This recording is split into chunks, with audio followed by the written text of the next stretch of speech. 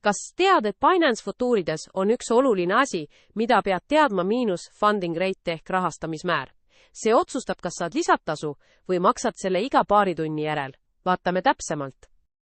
Kui avad futuuride orderipaneeli Binance'is, näed alati funding rate'i -% muutub kogu aeg. Mida see tähendab? Lihtsalt öeldes, kas sa saad lisaks või maksad, olenevalt kas oled pika või lühikese positsiooniga. Psst! Ära unusta valida, kas kaupled cross- või isolated režiimis, see mõjutab su riski. Alustajana soovitan isolated režiimi, et hallata oma riski paremini.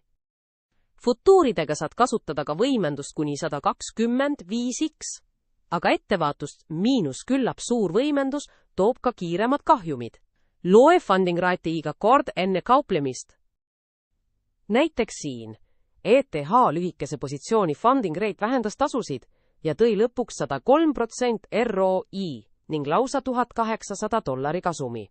Seega jälgi alati funding rate'i, see mõjutab su tegelikku kasumit. Kui soovid alustada futuuridega turvaliselt ja lihtsalt, laadi alla Binance äpp. Registreeru, sisesta sooduskood ning hakka õppima ja testima erinevaid strateegiaid otse telefonist. Lingid on all.